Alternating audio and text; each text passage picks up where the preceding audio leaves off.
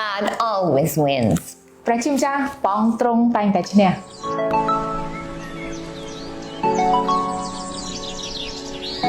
Hi, I'm Cindy. សួស្តីខ្ញុំពិសី Today we're going to talk about Psalm 57, ថ្ងៃនេះយើងនឹងអានទាំងអស់គ្នាជាមួយនឹងទំនុកអំកើងជំពូកទី57 verse 2 and 3, but you read the whole thing. ខ2ហើយនិងខ3ប៉ុន្តែសូមលោកអ្នកអានទាំងអស់តែម្ដង Says this, I call to God Most High, to God who fulfills his purpose for me. He reaches down from heaven and saves me, challenging the one who tramples me. ខ្ញុំបានស្រែករកព្រះដ៏ខ្ពង់ខ្ពស់បំផុតគឺព្រះជាម្ចាស់ដែលបានប្រោសប្រទានមកខ្ញុំនៅអ្វីៗដែលខ្ញុំត្រូវការពីឋានបរមសុខសូមព្រះអង្គប្រទានការសង្គ្រោះមកខ្ញុំសូមព្រះអង្គវាយប្រហារអស់អ្នកដែលបៀតបៀនខ្ញុំ I can trust in the Lord's care for me. ខ្ញុំអាចទុកចិត្តបានសម្រាប់ការផ្គត់ផ្គង់និងការថែរក្សាការពាររបស់ព្រះជាម្ចាស់សម្រាប់ជីវិតរបស់ខ្ញុំ Because when I walk with him, he accomplishes the things he wants to in my life. ពីព្រោះថានៅពេលដែលខ្ញុំធ្វើដំណើរជីវិតដើរជាមួយនឹងព្រះអង្គក្នុងជីវិតព្រះអង្គតែងតែសម្រេចនៅអ្វីដែលព្រះអង្គសពប្រតិនឹងមានសម្រាប់ជីវិតរបស់ខ្ញុំ Sometimes I waste my time worrying and fretting, ពេលខ្លះខ្ញុំខ្ជះខ្ជាយពេលវេលារបស់ខ្ញុំព្រួយបារម្ភ but it doesn't speed up his process. ប៉ុន្តែនឹងមិនអាចជួយឲ្យពន្លឿននៅពេលវេលាឬក៏គម្រោងការរបស់ព្រះជាម្ចាស់ទេ Today I want to remind you that the Lord is working things out for you. ថ្ងៃនេះខ្ញុំចង់រំលឹកលោកអ្នកបងប្អូនទាំងអស់គ្នាថាព្រះជាម្ចាស់ទ្រង់រៀបចំអ្វីៗទាំងអស់ឲ្យមានដំណើរការសម្រាប់អ្វីដែលល្អសម្រាប់លោកអ្នកបងប្អូនទាំងអស់គ្នាផ្ទាល់ Maybe you can't see it. ហើយជាលោកអ្នកបងប្អូនមើលអត់ឃើញ That doesn't change things. ប៉ុន្តែនឹងមិនអាចផ្លាស់ប្ដូរទេអ្វីដែលព្រះអង្គរៀបចំនឹងមានសម្រាប់លោកអ្នក Is the enemy snapping at your peace? ហើយជាអមៀវាមកលួចនៅសេចក្តីសុខសាន្តរបស់លោកអ្នក Trampling down your faith and shaking your resolution? ឬក៏មកធ្វើឲ្យជំនឿរបស់លោកអ្នកចាប់ផ្ដើមរង្គោះរង្គើឬក៏ធ្វើឲ្យលោកអ្នកចាប់ផ្ដើមជ្រួលច្បល់ក្នុងផ្លូវអារម្មណ៍ផ្លូវចិត្ត Here's the secret. Look beyond the problem.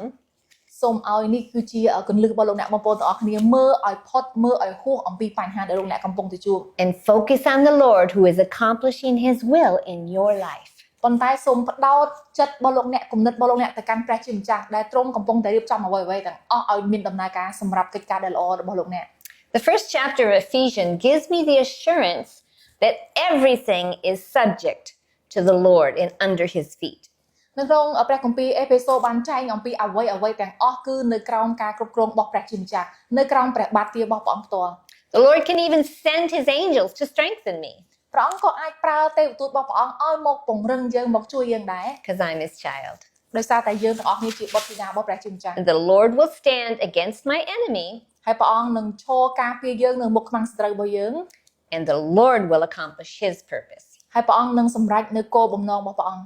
Sometimes he may change my will to align with his will. ពេលខ្លះព្រះអង្គនឹងផ្លាស់ប្ដូរចិត្តគំនិតឬក៏បំណងចិត្តរបស់ខ្ញុំដើម្បីឲ្យត្រូវតាមគម្រោងការនិងរបៀបរបស់ព្រះអង្គ Other times he takes what the enemy meant for evil and turns it to good. ហើយពេលខ្លះទៀតព្រះអង្គនឹងផ្លាស់ប្ដូរអ្វីដែលអារក្សយកមកបំផ្លាញឬក៏ដាក់ដើម្បីបំផ្លាញជីវិតរបស់យើងប៉ុន្តែព្រះអង្គនឹងផ្លាស់ប្ដូរឲ្យសម្រាប់ខ្លាយទៅជាកិច្ចការដែលល្អសម្រាប់ជីវិតរបស់យើងវិញ But he always wins. ហើយព្រះអង្គតែងតែឈ្នះ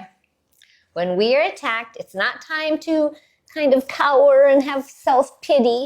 ពេលដែលយើងទទួលបានការវាយប្រហាររបស់ខ្មាំងសត្រូវយើងមិនគួរណារត់ពួនឬក៏សំណោះខ្លួន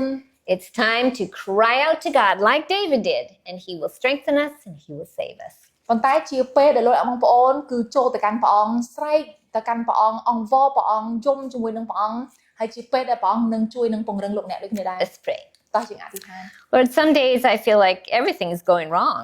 បងឲ្យមានពេលខ្លះកូនមានអារម្មណ៍ថាអ្វីៗទាំងអស់សុទ្ធតែខុស but you see everything. ប៉ុន្តែទ្រង់ទតឃើញអ្វីៗទាំងអស់ You know what you're doing in my life, បងទ្រង់ជ្រាបថាព្រះអង្គកំពុងតែធ្វើអ្វីក្នុងជីវិតរបស់កូន and you know what you're teaching me. ហើយព្រះអង្គកំពុងតែបង្រៀនកូនឲ្យទ្រង់ដឹងយ៉ាងច្បាស់ Help me see beyond my problem and look into your faithful eyes. បងឲ្យសូមជួយកូនឲ្យកូនមើលឲ្យផុតហួសអំពីបញ្ហាហើយសូមឲ្យកូននៅតែឃើញអំពីភាពស្មោះត្រង់របស់ទ្រង់ Because you are for me. ដោយសារតែព្រះអង្គគឺសម្រាប់កូន The enemy is under your feet,